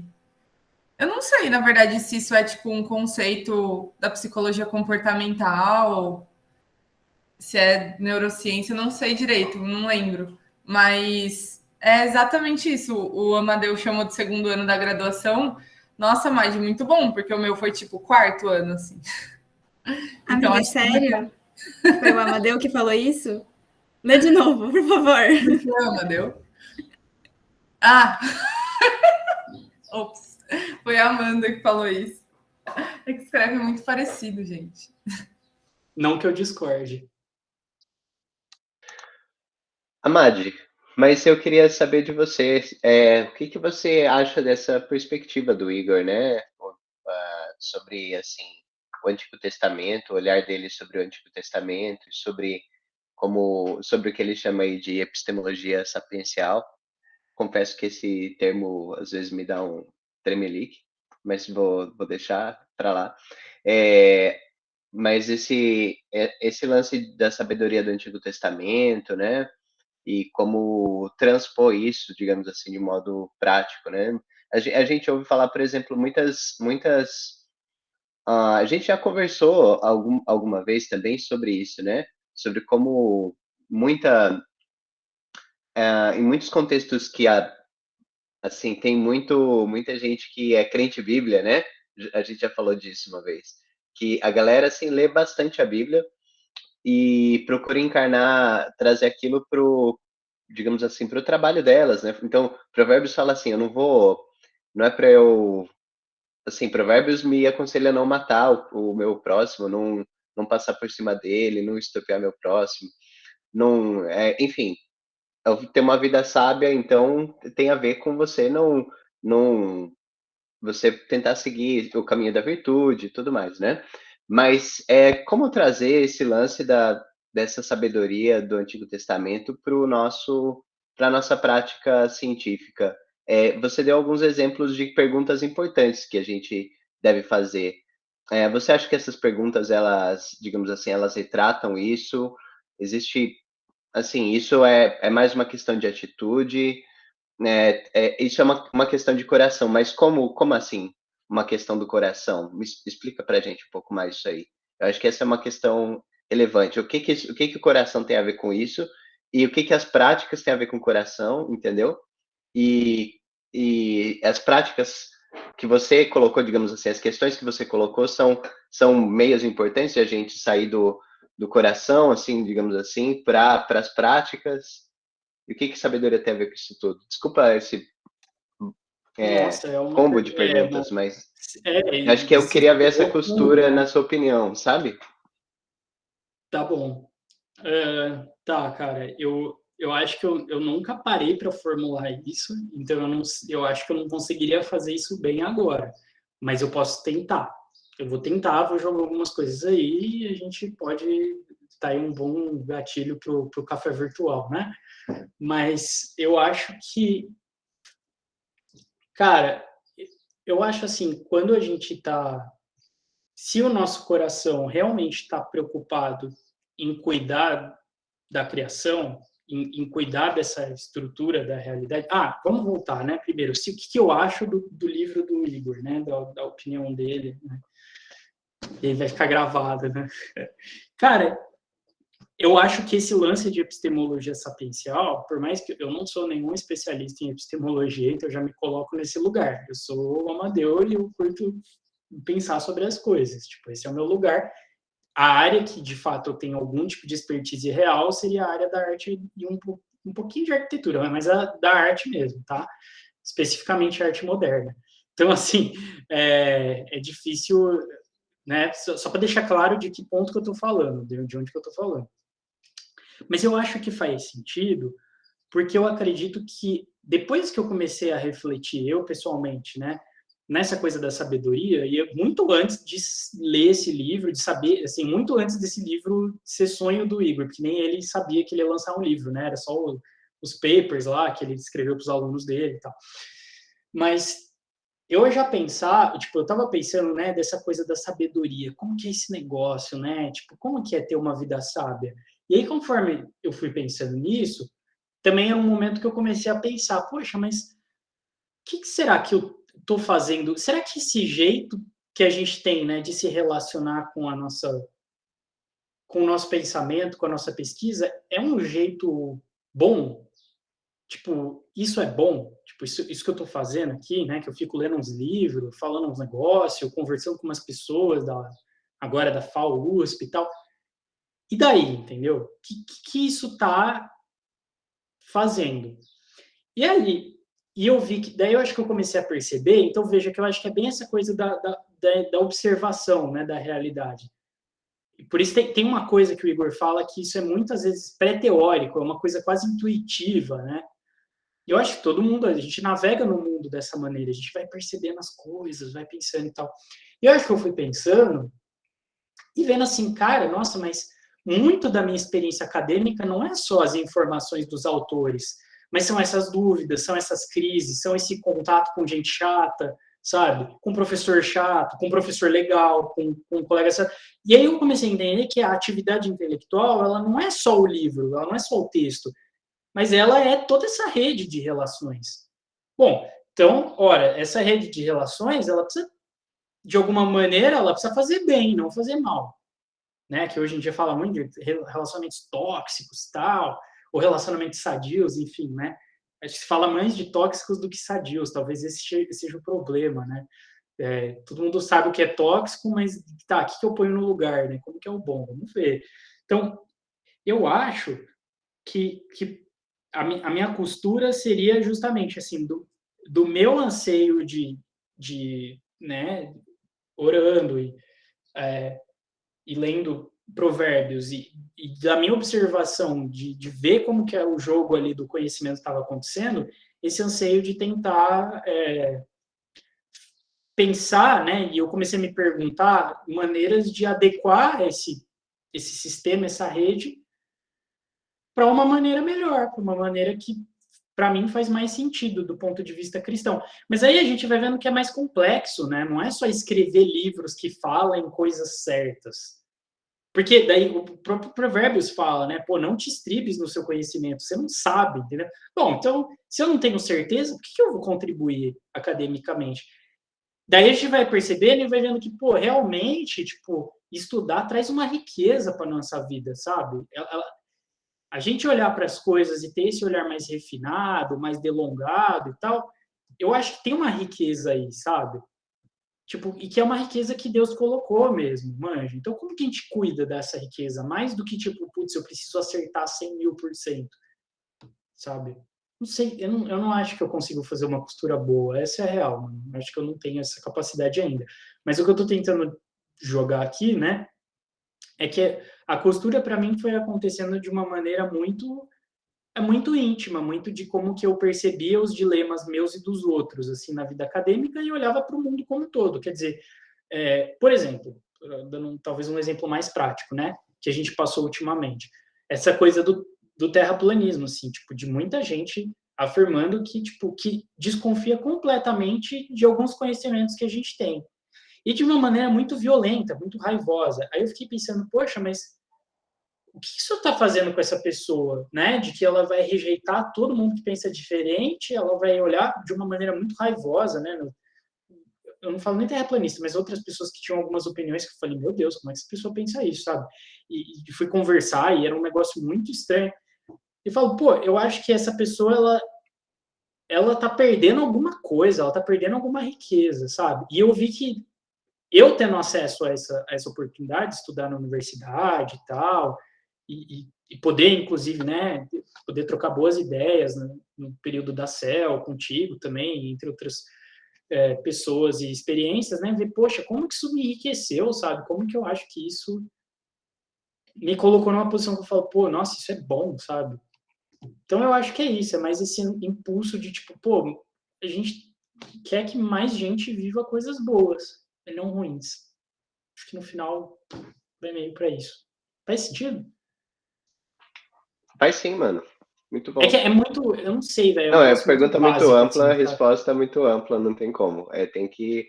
Eu acho que mas eu ela acho que eu é. entendi o que você tá, a costura que você tá me cobrando. Eu boto fé, velho. Eu não consigo te dar uma costura boa agora, velho. Mas é uma coisa legal para pensar também. Eu acho que é uma pergunta muito boa, mano. Legal. Não, só alimentando aí a conversa. Acho que isso foi bom. Muito legal. Gente, vamos encerrar a gravação, aí a gente pode ficar conversando até quando a gente puder. Pode ser? Acho que essa